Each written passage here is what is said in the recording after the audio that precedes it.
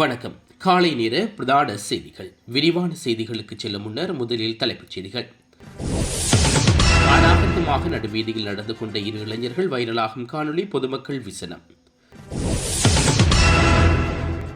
கராப்டியாவில் ஈரானிய மாலுமிகளின் உடல்கள் மருத்துவமனை நிர்வாகம் திணறல். பயணிகள் கவனத்துக்கு ஒரு வாரத்துக்கு முடங்கும் ஓமான் ஏர். இஸ்ரேல் தாக்குதலால் தீப்பற்றி எரியும் தென்ஜான் எண்ணெய் கிடங்கு அமிலமழை எச்சரிக்கை விடுத்த ஈரான். தொடருமா எரிபொருள் தட்டுப்பாடு. இலங்கையை கடந்து செல்லும் 60,000 கப்பல்கள் போர் நீடித்தால் இலங்கைக்கு காத்திருக்கும் மிகப்பெரிய ஆபத்து. போர் நீண்டகால நீடிக்கும் அடுத்தடுத்து வந்த அதிர்ச்சி திண்டாடும் மக்கள்.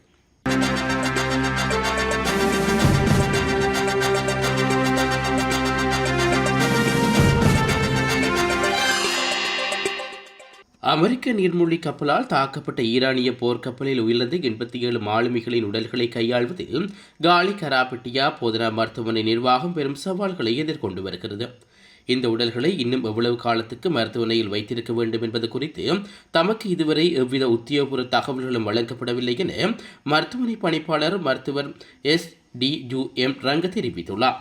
சுகாதார அமைச்சு, வெளிவிகார அமைச்சு மற்றும் ஈரானிய தூதரகம் ஆகியவற்றுக்கு இடையே நடைபெற்று வரும் பேச்சுவார்த்தைகள் குறித்து தமக்கு தெரியாது என்றும் அவர் குறிப்பிட்டுள்ளார். ஒரே நேரத்தில் அதிக அளவிலான உடல்கள் கொண்டுவரப்பட்ட போது அவற்றை பாதுகாப்பாக வைப்பதில் பெரும் சிரமங்களை எதிர்கொண்டதாக பணிப்பாளர் சுட்டிக்காட்டியுள்ளார். போதிய குளிரூட்டி வசதி இல்லாத நிலையில் உடல்கள் சிதையாமல் இருக்க தற்காலிகமான ஏற்பாடுகள் மூலம் அவை பாதுகாக்கப்பட்டு வருகின்றன. இந்த உடல்களை இலங்கையிலேயே அடக்கம் செய்ய அனுமதி வழங்கப்பட்டால் அதனை இலகுவாக செய்ய முடியும் எனவும் அவர் தெரிவித்துள்ளார். உள்ளூரில் அடக்கம் செய்ய தீர்மானிக்கப்பட்டால் மாநில சபை மற்றும் பொதுமக்களின் உதவியுடன் ஒரே நாளில் அந்த பணிகளை எம்மால் நிறைவு செய்ய முடியும் என்றும் அவர் குறிப்பிட்டுள்ளார். இலங்கைக்கு அப்பால் பயணித்துக் கொண்டிருந்த ஈரானிய போர்க்கப்பல் மீது அமெரிக்க நீர்மூழ்கி கப்பல் நடத்திய தாக்குதலில் 87 பேர் கொல்லப்பட்டார்கள். அவர்களின் உடல்களே தற்போது கராப்பட்டி மருத்துவமனையில் சவச்சாலையில் வைக்கப்பட்டுள்ளவை குறிப்பிடத்தக்கது.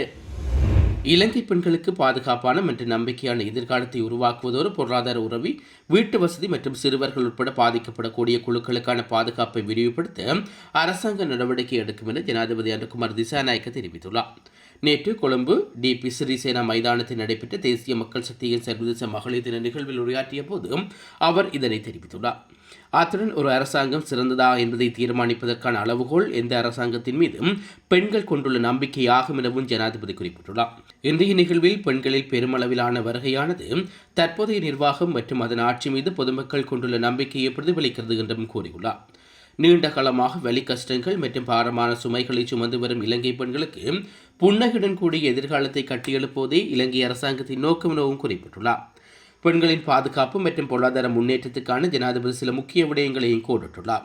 அதன்படி ஒவ்வொரு பெண்ணும் சிறுமியின் நம்பிக்கையுடனும் பாதுகாப்புடனும் வாழ்வை உறுதி செய்யவும், பெண்களுக்கு எதிரான வன்முறைகளை தடுக்க சட்டங்களை வலுப்படுத்தவும் நடவடிக்கை எடுக்கப்படும் என்று ஜனாதிபதி தெரிவித்துள்ளார். அத்துடன் குறைந்த வருமானம் கொண்ட பெண்கள் பொருளாதாரத்தில் தீவிரமாக பங்கேற்கும் வசதியாக இந்த ஆண்டும் அடுத்த ஆண்டு நிதியுதவி திட்டம் நடைமுறைப்படுத்தப்படும் என்றும் குறிப்பிட்டுள்ளார்.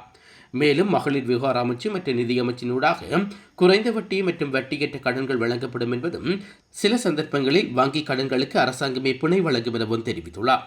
அதேபோன்று குடும்பங்களின் சுமைகளை குறைக்க வீடமைப்பு மற்றும் கல்வித்துறையில் மேற்கொள்ளப்பட உள்ள திட்டங்களையும் ஜனாதிபதி விளக்கியுள்ளார். இதற்கமைய 2026 ஆண்டில் 31,000 புதிய வீடுகளை கட்டுவதற்கு முன்மொழிக்கப்பட்டுள்ளது. இயற்கை அனர்த்தங்களால் சேதமடைந்த வீடுகளுக்கு உதவி வழங்கப்படும். சிறுமிகள் ஆபத்தை எதிர்நோக்கும் பாதுகாப்பற்ற வீடுகளை புறணமைக்க விசேட திட்டங்கள் முன்னெடுக்கப்படும். சிறுவர்களின் எதிர்காலத்துக்கு அச்சுறுத்தலாகவும் தாய்மார்களுக்கு கவலையாகவும் இருக்கும் போதைப்பொருள் ஒழிப்பு நடவடிக்கையும் அரசாங்கம் உறுதியாக இருப்பதாகவும் அவர் தெரிவித்துள்ளார். நாட்டின் பொருளாதாரம் குறித்து கருத்து தெரிவித்துள்ள ஜனாதிபதியும் குறைந்த பணவீக்கம், அதிகரித்த கையிருப்பு மற்றும் ஏற்றுமதி வருமானம் போன்ற ஓரளவுக்கும் மேற்று பொருளாதார ஸ்திரத்தன்மை எட்டப்பட்டுள்ளதாகவும் குறிப்பிட்டுள்ளார். எவ்வாறாயினும் இந்த பொருளாதார வெற்றிகள் மக்களின் அன்றாட வாழ்க்கையில் உண்மையான முன்னேற்றங்களை மாற்ற வேண்டும் எனவும் அவர் வலியுறுத்தியுள்ளார். இறுதியாக பெண்கள், சிறுவர்கள் மற்றும் பாதிக்கப்படக்கூடிய சமூகங்கள் கன்னிகத்துடனும் கருணையுடனும் நடத்தப்படும் ஒரு மனிதநேயமிக்க இலங்கையை கட்டியெழுப்பப் போவதாகவும் ஜனாதிபதி அனுகுமார் திசாநாயக்க உறுதியளித்துள்ளார். மத்திய கிழக்கு நிலவும் பதட்டமான சூழலை தொடர்ந்து இன்று தொடக்கம் எதிர்வரும் 15ஆம் தேதி வரை நாடுகளுக்கான அனைத்து வானூர்தி சேவைகள் ரத்து செய்ய உள்ளதாக ஓமான் ஏர் அறிவித்துள்ளது. அதன்படி குறித்த ஒரு வார காலப்பகுதியில் துபாய், பைஜான், தோஹா, தம்மால், குவைத், பக்கர், கசாப் ஆகிய நகரங்களுக்கான வானூர்தி சேவைகள் பாதிக்கப்படும் என அந்த வானூர்தி சேவை நிறுவனம் அறிவித்துள்ளது. மேலும் கோபன் காவன் நகருக்கு வானூர்தி சேவைகளும் இந்த பாதிப்புக்குள்ளாகியுள்ளதாக ஓமான் ஏர் குறிப்பிட்டுள்ளது. வான்பரப்பு கட்டுப்பாடுகள் காரணமாக பயணிகள் எதிர்கொள்ளும் அசௌகரியங்களுக்கு வருந்துவதாகவும் குறித்த நிறுவனம் தெரிவித்துள்ளது. வீதிகளில் அதிகரித்து வரும் அதிகளவிலான விபத்துக்கள் பல மரணங்களையும் பல்வேறுபட்ட சேதங்களையும் உருவாக்குகிறது. வீதி சமிக்ஞைகளை மீறுவதன் காரணமாகவே இவ்வாறான விபத்துக்கள் ஏற்படுகின்றன. இதுபோன்று ஒரு மோட்டார் சைக்கிளை இரு இளைஞர்கள் மிகவும் அநாகரிகமாக முறையில் செலுத்திச் செல்கின்ற காணொலியொன்று தற்போது சமூக வலைதளங்களில் வைரலாகி வருகிறது. இவ்வாறான விபத்துக்கள் குறித்து மக்கள் கடும் கவலை வெளியிட்டுள்ளார்கள். தன்னிலை மறந்து வேகமாகவும் பொறுப்பில்லாமலும் வாகனம் ஓட்டும் சில வாலிபர்களே இந்த விபத்துக்கு முக்கிய காரணமாக இருப்பதாகவும் குற்றச்சாட்டுகள் எழுந்துள்ளது. ஆயிரம் கவலைகளோடும் குடும்ப பொறுப்புகளோடும் வீதிகளில் பயணம் செய்யும் பொதுமக்களின் உயிரை ஆபத்துக்குள்ளாக்கும் இத்தகைய செயல்கள் உடனடியாக கட்டுப்படுத்த வேண்டும் எனவும் பொதுமக்கள் கோரிக்கை விடுவித்துள்ளார்கள். எனவே விதிமுறைகளை மீறும் வாகன ஓட்டிகள் மீது போக்குவரத்து போலீசார் கடுமையான நடவடிக்கை எடுத்து விபத்துக்களை தடுக்க வேண்டும் என்பதே பொதுமக்களின் வலியுறுத்தலாகவும் உள்ளது. ஈரான் தேஜான் நகரில் அமைந்துள்ள எண்ணெய் கிடங்குகள் மீது இஸ்ரேல் வான்வழி தாக்குதல் நடத்தியுள்ளதாக தெரிவிக்கப்படுகிறது. இந்த தாக்குதல் காரணமாக குறித்த எண்ணெய் கிடங்கு தீப்பற்றி இருந்ததாகவும் கூறப்படுகிறது. இதனைத் தொடர்ந்து ஈரான் தலைநகர் தெர்ஜானில் உள்ள தீப்பெட்டிய எண்ணெய் கிடங்கிலிருந்து அதிகளவில் கரும்புகை வெளியேறி வருவதாகவும் தெரிவிக்கப்பட்டுள்ளது. இதனால் வளிமண்டலத்தில் கலக்கும் கரும்புகை காரணமாக அமிலமழை பெய்ய வாய்ப்புள்ளதாகவும் ஈரான் அரசு எச்சரிக்கை விடுவித்துள்ளது. இஸ்ரேல் தாக்குதலில் எண்ணெய் கிடங்கு தீப்பற்றியதை அடுத்து காற்றில் அதிகளவு கரும்புகை கலந்திருப்பதால் பொதுமக்கள் அவதானமாக இருக்குமாறு அறிவுறுத்தப்பட்டுள்ளார்கள். நேற்றைய தினம் காலை 7 மணியளவில் அட்டாளைச்சேனையில் ஆட்டோவுடன் சைக்கிள் மோதியதில் 22 வயதுடைய இளைஞர் ஒருவர் சம்பவ இடத்திலேயே உயர்ந்துள்ளார். அம்பாறை மாவட்டம் அட்டாளையைச் சேர்ந்த 10ஆம் பிரிவைச் சேர்ந்த சலீம் சபாத் அகமட் என்பவரை இவ்வாறு உயிரிழந்துள்ளார். அட்டாளைச்சேலை ஆண்கள் மத்ராசா முன்னாள் முச்சக்கரவண்டியொன்றுடன் மோட்டார் சைக்கிள் மோதியதில் இவ்விபத்து ஏற்பட்டுள்ளது. இந்த விபத்தில் ஒருவர் காயமடைந்த நிலையில் மற்றொருவர் உயிரிழந்துள்ளார். இவ்விபத்து தொடர்பான மேலதிக விசாரணைகளை அட்டாளைச்சேனை போலீசார் மேற்கொண்டு வருகின்றனர். ககதொடுவ பகுதியில் அதீத சந்தேகத்தினால் ஆடை தொழிற்சாலை ஒன்றில் பணிபுரிந்த 25 வயதுடைய யுவதி ஒருவர் கொலை செய்யப்பட்டதாக கூறப்படும் சம்பவம் குறித்து காவல்துறையினர் தீவிர விசாரணைகளை முன்னெடுத்துள்ளார்கள். ஹெரணை புத்த சிங்கள பிரதான வீதியில் கொவின்ன நாகர பிரதேசத்தைச் சேர்ந்த ரொசிகா ஹிம்கானி என்பவரை இவ்வாறு உயர்ந்துள்ளார். இவர் ககதொடுவ பகுதியில் உள்ள ஆடை தொழிற்சாலை ஒன்றில் பணிபுரிந்து வந்துள்ளார்.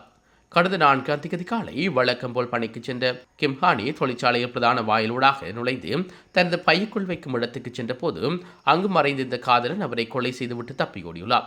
உயிரிழந்த கிம்கானி 5 வயதில் தந்தையை இழந்தவர் என்பதும் அவரது தாய் நதீகா ஆடை தொழிற்சாலையில் பணிபுரிந்து அவரை வளர்த்துள்ளார் என்பதும் விசாரணைகளில் தெரிய வந்துள்ளது.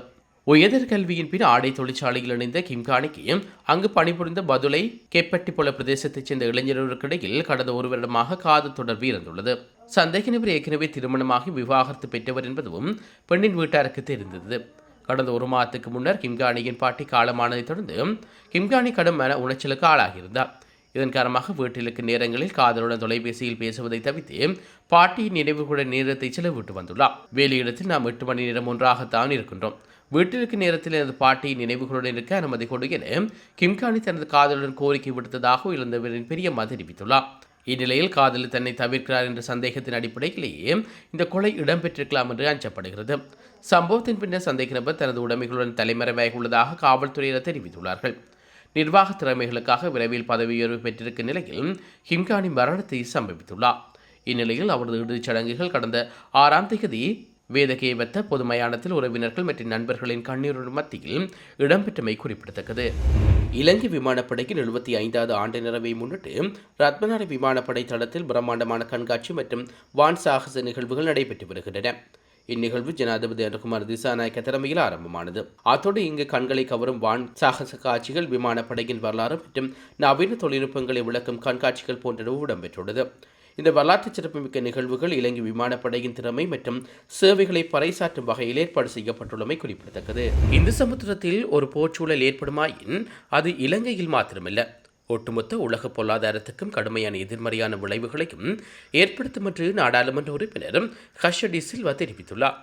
மாநாடு ஒன்றில் கலந்து கொள்வதற்காக இந்தியா சென்றுள்ள ஹர்ஷ டி சில்வா அங்கு ஊடகம் ஒன்றுக்கு கருத்து தெரிவிக்கும் போது மேற்கண்டவாறு குறிப்பிட்டுள்ளார். சர்வதேச கடல் பகுதியில் ஆனால் இலங்கை கடற்பரப்புக்கு சற்று வெளியே ஈரானிய கடற்படை போர்க்கப்பல் தாக்குதலுக்குள்ளானது. எவ்வாறாயினும் இந்த தாக்குதல் நமது பிரத்யேகமான பொருளாதார கடற்பிராந்திய எல்லைக்குள்ளேயே இடம்பெற்றுள்ளது. இலங்கை எப்போதும் ஒரு அமைதியான நாடாகவே இருந்து வருகிறது. அந்த நிலைப்பாடு தொடரும். மத்திய கிழக்கு போர்ச்சூழல் நாங்கள் யாருக்கும் சார்பானவர்கள் அல்ல. இலங்கை செய்திகள் அந்த வகையில் இப்பிராந்தியத்தில் ஸ்திரத்தன்மையையும் அமைதியையும் தான் வலியுறுத்துகிறது. இந்த சமுத்திரத்தின் கப்பல்கள் பாதுகாப்பாகவே செல்ல வேண்டும் என்பதே எனது விருப்பம். பல ஆண்டுகளாக கப்பல் போக்குவரத்தின் பாதுகாப்பை மீறி நாம் பேசிக் கொண்டிருக்கிறோம். எனவே அனைத்து தரப்பினதும் பேச்சுவார்த்தை மூலம் இதனை தீர்க்க வேண்டும் என்று நாங்கள் கேட்டுக்கொள்கிறோம். நாம் நிதானமாகவும் மனித உயிர்கள் குறித்தும் எச்சரிக்கையாகவும் இருக்க வேண்டும் என்று நினைக்கின்றேன்.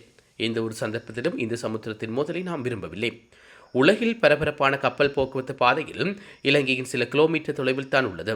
ஆண்டுக்கு சுமார் 60,000 கப்பல்கள் இலங்கையை கடந்து செல்கின்றன.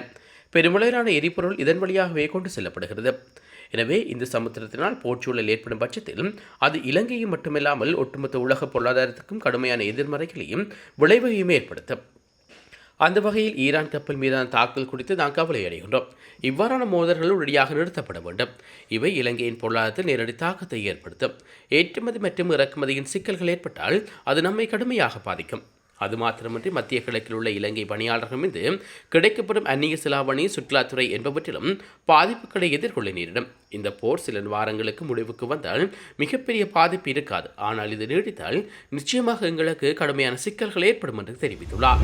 மத்திய கிழக்கில் போர் தீவிரமடைந்துள்ள நிலையில் நாட்டில் அவசரகால நிலை இன்னும் நீண்ட காலம் தொடரக்கூடும் என்று இஸ்ரேல் ராணுவம் எச்சரித்துள்ளது.